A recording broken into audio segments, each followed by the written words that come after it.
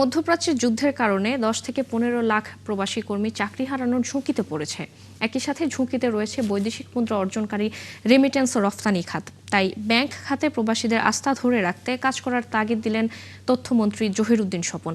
সীমানা ছাড়িয়ে বাংলাদেশের ব্র্যান্ডিং শীর্ষক ওয়ার্ল্ড কনফারেন্স সিরিজের উদ্বোধনী অনুষ্ঠানে তিনি এসব কথা বলেন। রাজধানীতে সেন্টার ফর এনআরবির আয়োজনে শীর্ষ রেমিটেন্স আনা ব্যাংকগুলোকে সম্মাননা দেওয়া হয়।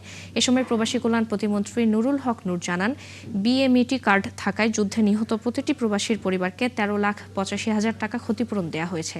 প্রবাসী রেমিটেন্স যোদ্ধারা যেন নিরাপদে থাকতে পারে সেজন্য দূতাবাসগুলো কাজ করছে বলে জানান পররাষ্ট্র প্রতিমন্ত্রী শামা ওবায়দ। মধ্যপ্রাচ্যে যুদ্ধ পরিস্থিতির কারণে দেশের বৈদেশিক মুদ্রা অর্জনকারী দুই খাতে ঝুঁকিতে রয়েছে বলে জানান তথ্যমন্ত্রী।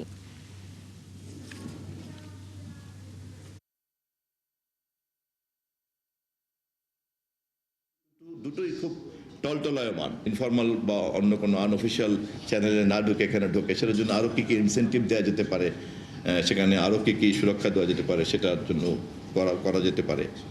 ব্যাংকিং ব্যবস্থাগুলির মধ্যে আস্থার জায়গাটা যাতে থাকে, তো সেটা তো একটা কাজ আছেই, যে যারা টাকা পাঠাবেন, রেমিটেন্সটা পাঠাবেন, বৈদেশিক মুদ্রাটা উপার্জন করবেন, সেটা যেন সরকারের হাতেই আসে, তার জন্য বৈদেশিক মুদ্রা হিসেবে জনগণ বা পাবলিক বা রাষ্ট্র যাতে ব্যবহার করতে পারে। যে যুদ্ধ এখন চলছে, বাংলাদেশকে তারা একটি বন্ধু রাষ্ট্র হিসেবে গণ্য করছে এবং আমাদের যে রেমিটেন্স যোদ্ধারা যারা বিদেশে আছে তারা যেন সুরক্ষিত থাকতে পারে, তারা যেন নিরাপদে থাকতে পারে, সেটা কিন্তু ওই দেশগুলো দেখছে এবং আমাদের মিশনগুলো কিন্তু সেই লক্ষ্যে 24/7 কাজ করছে।